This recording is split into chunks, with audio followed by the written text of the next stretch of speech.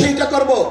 হাজার ঈদ চলে গেছে, আপনারা আন্দোলন করতে পারেন নাই, কিন্তু ছাত্র জনতা আজকে আন্দোলনের ভিত্তিতে যে অর্জন করেছে সেই অর্জনকে ধ্বংস করার চক্রান্ত করতেছেন।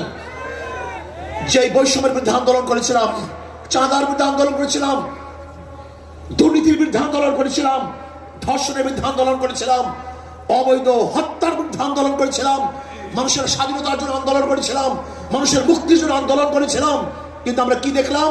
5ই আগস্টের পরে আবারও চাঁদাবাজি, আবারও দখলদারি, আবারও দুর্নীতি। না, বাংলাদেশের মানুষ এই চাঁদাবাজি আর দেখতে চায় না, দুর্নীতি আর দেখতে চায় না। যারা 53 বছর পর্যন্ত বাংলাদেশকে 5 বার দুর্নীতি চ্যাম্পিয়ন করেছে, ওই সমস্ত দলকে বাংলাদেশের জনগণ আর ক্ষমতা দেখতে চায় না। বাংলাদেশের জনগণ কি ক্ষমতায় দেখতে চায়? ইসলামকে ক্ষমতায় দেখতে চায়। বাংলাদেশের জনগণ ইসলামী আদর্শের মানুষকে ক্ষমতায় দেখতে চায়। যারা খাঁটি ইসলাম, মদিনার ইসলাম নিয়ে সামনে অগ্রসর হবে, বাংলাদেশের মানুষ তাদেরকে গ্রহণ করবে। মদিনার ইসলামের বাহিরে কোন নব ইসলামকে বাংলাদেশের মানুষ গ্রহণ করবে না ইনশাআল্লাহ। ভাইয়ের আমার, আসুন ইসলাম হুকুমাতের জন্য আমাদের সাধনা করতে হবে, চেষ্টা করতে হবে। আমাদের আন্দোলন এখনো সমাপ্ত হয় নাই, আমাদের সংগ্রাম এখন শেষ হয় নাই, আমাদের যুদ্ধ এখনো শেষ হয় নাই। ফ্যাসিবাদের বিরুদ্ধে আন্দোলন করেছিলাম, এখন চাঁদাবাজের বিরুদ্ধে আন্দোলন করতে হবে, দখলদারের বিরুদ্ধে আন্দোলন করতে হবে, যারা দুর্নীতিবাজ তাদের বিরুদ্ধে আন্দোলন করতে হবে, যারা ডাকাত তাদের বিরুদ্ধে আন্দোলন করতে হবে, যারা দেশকে ধ্বংস করার চক্রান্ত করতেছে তাদের বিরুদ্ধেও আরেকবার আন্দোলন করতে হবে।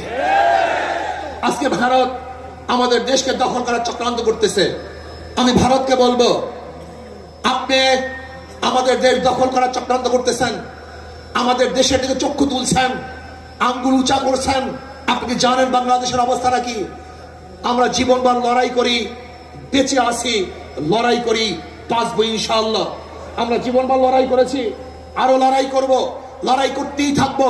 যতদিন পর ইসলামী হুকুমত না কায়েম হবে ততদিন পর্যন্ত ইনশাআল্লাহ মাঠে থাকবো, ময়দানে থাকবো। প্রিয় ভাইয়েরা আমার, আগামী নির্বাচন আসতেছে, নহে সমাপ্ত কর্মমদের অবকাশ কোথায় বিশ্রামের। আজকের থেকেই আমাদের কাজ শুরু হবে। মাঠে ময়দানে প্রত্যেকটা দাঁড়ে দাঁড়ে ঘরে ঘরে গিয়ে মানুষকে ইসলামের কথা বোঝাতে হবে, ভোট আদায় করতে হবে, ইসলামের পক্ষে আমরা ভোট নিয়ে আসবো।